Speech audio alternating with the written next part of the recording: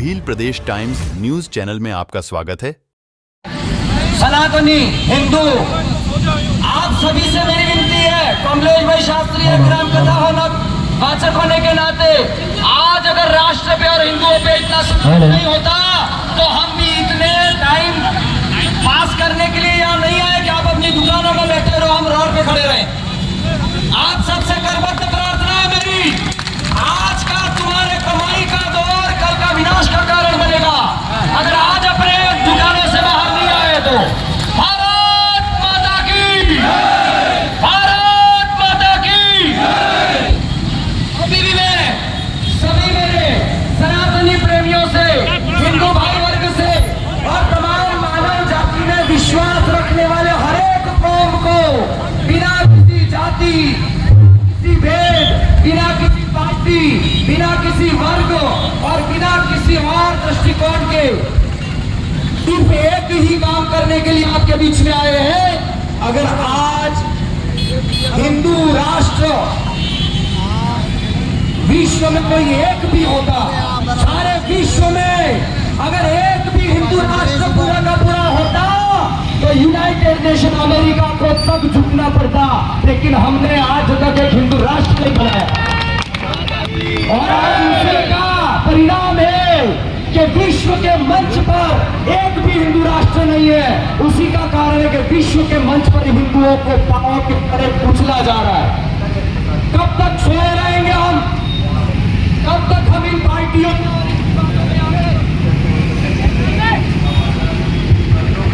बंद करवाओ इनसे? ये कौन बंद करो इनको? बंद करवाइए, बंद करो।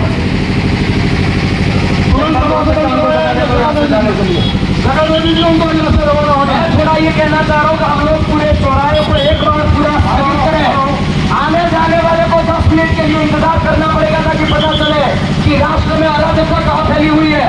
सबसे निवेदन कर रहा हूँ मैं इस पूरे चौराहे पर, पूरे चौराहे पर सबसे विनती कर रहा हूँ मैं आप सबसे मेरी कर्तव्य प्रार्थना है। हम कोई आंदोलन नहीं कर रहे हैं।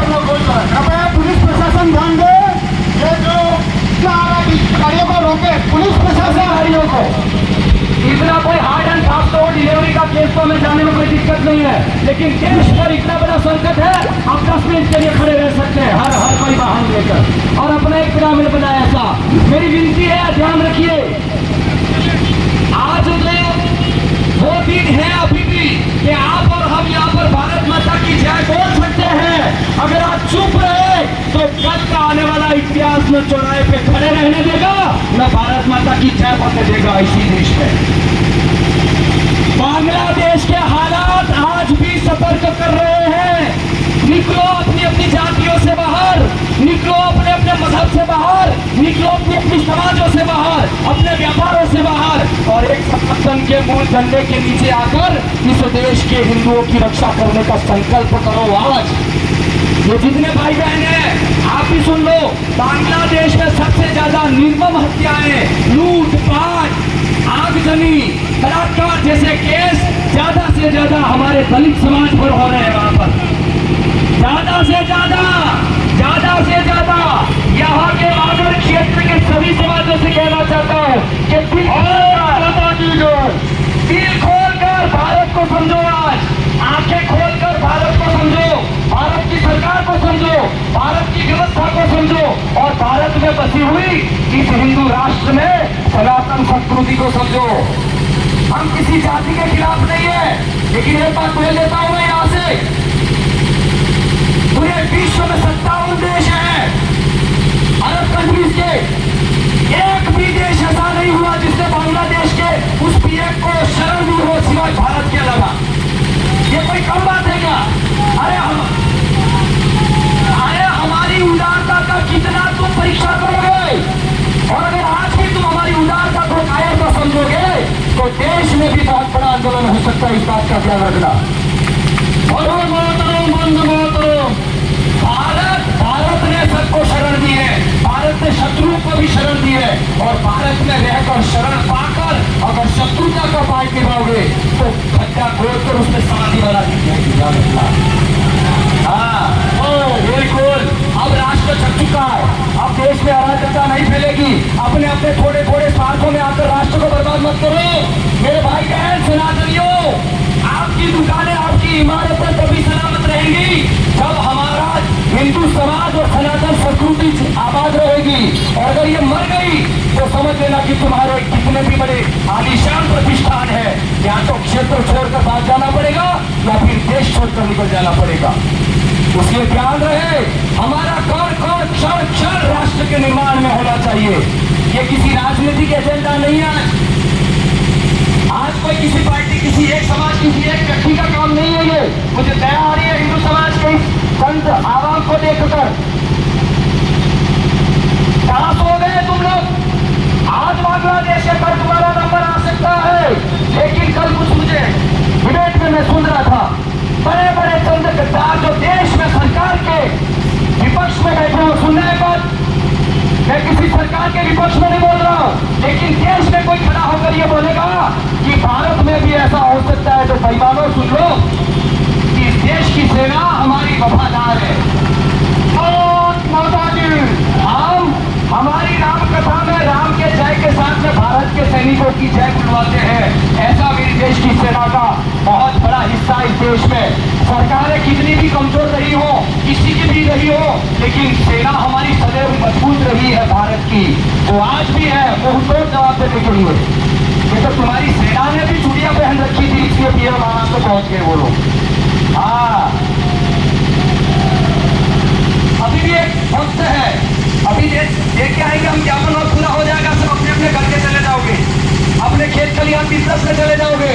राष्ट्र की चिंता में किसी को कोई फर्क नहीं पड़ रहा है। लेकिन वागड़ से लेके देश के हर एक हिस्से तक अगर हिंदू को नहीं बचाया गया तो ध्यान रखना कि तुम्हारे किए हुए बैलेंस, तुम्हारी बनाई हुई इमारतें और तुम्हारे प्रतिष्ठान सब यहाँ रख के भाग जाना पड़ेगा। ध्यान रखना सब। मैं बिल्कुल दोस्तों बोल रहा हूँ, मुझे किसी की चिंता नहीं है। मैं मर के निकला हूँ इसलिए बोल रहा हूँ। जीने में कोई तमन्ना नहीं है, राष्ट्र के उत्थान के अलावा और कोई इरादा नहीं है दूसरा। बस इसके आज ये देने के बाद भी संकल्पित हो जाओ, घरों में बैठे मत रहो।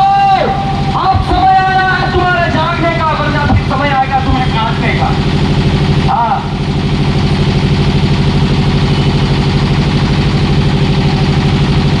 और दूसरा एक और सारे देश में इन बेईमानों ने शरणार्थी ले रखी है।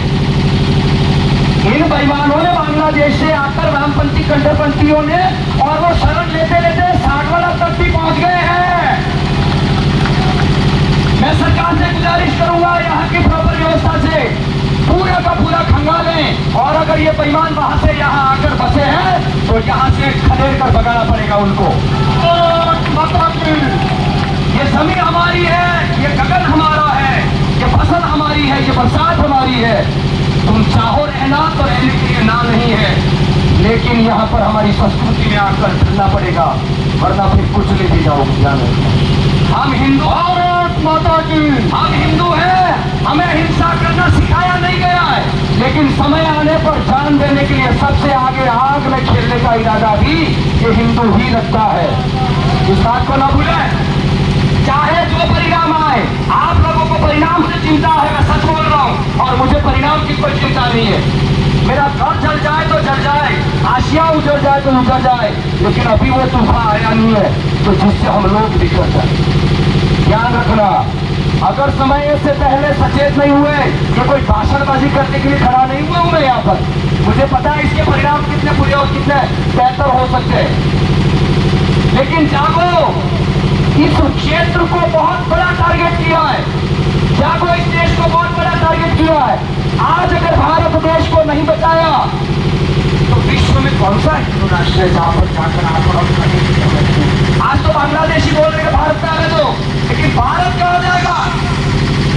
संकल्प करो, किसी पार्टी से हमारा कोई लेना देना नहीं, जिसको जो पार्टी का आना राज करना वो करे, लेकिन जो सनातन धर्म के लिए जो काम कर रहा है, जो हिंदू राष्ट्र के लिए जो काम कर रहा है, हम किसी जाति के खिलाफ नहीं है। हम यहाँ पर रहने वाले मुसलमान भाइयों के भी हमारे अपने भाई हैं, लेकिन एक शायर के शब्द बोलूं कि जहाँ अल्लाह है वहाँ अल्लाह नहीं है, और जहाँ अल्लाह है वहाँ अल्लाह नहीं। तुम कौन सा उपद्रव कर रहे हो मेरे भाई? हाँ, धर्म में नेकी बसती है, हम धर्म में गंदे होते हैं, और मुझसे पूछो बात सही तो कुछ लोग ही गंदे होते हैं जो आज बांग्लादेश में कर रहे हैं। इसलिए मेरी प्रार्थना है सभी राजनीतिक दल, सभी समाज सेवी दल, सभी लोक नायक, सभी समाज के सारे गांवों की बस्तियों के सभी लोग आज धर्म नीति के हिसाब से हम अपना काम कर रहे हैं। कल उठकर राजनीति भी इसमें सपोर्ट करे, कल उठकर हम समाज की नीतियों में भी सुधार लाए। बस अभी हम जाएंगे, राष्ट्रपति के नाम हमारा ज्ञापन सौंपेंगे, और उसके बाद कम से कम एक संकल्प करो कि मरने के लिए तो आगे मत आओ, लेकिन देश के लिए जीने के लिए तो थोड़ा आगे आ जाओ। अरे मरने वालों ने तो जान दे दी उस समय पर, आज तो देश के लिए जीने का समय, ये दुकान बंद करने का टाइम नहीं है, वो जिएंगे कहाँ से? चलो उठा लो अपनी बस्तियां यहाँ से, चंद समय का इंतजार कर लो अगर समझ नहीं पाए। हाँ, मेरा आत्मविश्वास बोल रहा है, चाहे मुझे तुम किसी भी उसमें लाकर खड़ा कर दो, किसी भी दायरे में, लेकिन मेरा एक ही दायरा है, मैं मानवता का आदमी हूँ और हिंदू सनातन में मेरा धर्म हुआ है, तो मुझे उसका एक आनंद है। लेकिन मेरे समाज ने किसी को मारना और काटना नहीं सिखाया है। आज तक हमने शस्त्र इसलिए नहीं पकड़े हैं क्योंकि हमारे हाथों में हमारे पूर्वजों ने शास्त्र दिए हैं, लेकिन उन शास्त्रों की अवहेलना, संतों की अवहेलना, समाज में अराजकता फैलाने का काम तुम करोगे तो फिर माला के साथ में भाला भी हम ही उठाएंगे। मैं बोल चुका हूँ कि मैं मर के निकला, ध्यान रहे सारी समाज को। मुझे किसी चीज के परिणाम की चिंता नहीं है, मुझे पीछे कोई चिंता नहीं है मेरे। मैं आप सबसे निवेदन कर रहा हूँ, जाग जाओ, अगर नहीं जागे तो काटे जाओ, ये भी दूर नहीं है। बांग्लादेश के हालात तो यहाँ पे नहीं हो सकते इस देश में, लेकिन कम से कम हमारे अंदर चंद गद्दार ऐसे पड़े हुए हैं, बिखरे हुए हैं, जिनका माया जाल भी हर शहर में, हर क्षेत्र में बहुत जबरदस्त फैला हुआ। उस माया जाल को समझे, विदेशी फंडिंग से जो हमारे क्षेत्र के उन समाजों को भ्रमित किया जा रहा है वो समझे, दूरियां न बढ़ाए, नजदीकियां लाने में प्रयास करे। दूरियां बहुत हो गई, चाहे किसने क्या काम किया वो सब इतिहास जाने, लेकिन आज मैं कह रहा हूँ कि सब समाजों में भेदभाव खत्म करो। सनातन के टूटने के पीछे कारण ही ये है। सनातन क्यों बिखरा भाई? कोई छोटी जाति, कोई बड़ी जाति, मैं आज यहाँ से ऐलान कर रहा हूँ कि मेरे पीछे कोई शास्त्री भी नहीं लगा रहा है। मुझे कमलेश भाई सनातनी कहकर लोग पुकार है, इससे ज्यादा मेरा कोई परिचय नहीं होना चाहिए। को तो ये काम करो कि हमें सनातनी बनना है। हमारे यहाँ पर जितने भी आए हैं सबको प्रणाम करता हूँ, और जिन लोगों ने समय दिया है, अमूल्य समय, अपने प्रतिष्ठानों से बाहर निकलकर, अपने घरों से बाहर निकलकर करो मेरे भाई, करना पड़ेगा। और एक मैसेज अंतिम छोड़ रहा हूँ,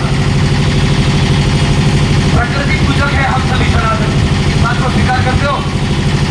हम सभी सनातनी कौन है? प्रकृति पूजक हैं हम, इसलिए नदियों को, तालाबों को, वृक्षों को बचाने की जिम्मेवारी हमारी है। इस क्षेत्र में एक ग्लोबल वार्मिंग का भी सचेत करना है। जैसे समाजों पर प्रेम, वैसे इस वृक्षों पर, इन तालाबों पर, इन नदियों पर, इस वातावरण में आपको हमको बहुत काम करना पड़ेगा। भारत माता की।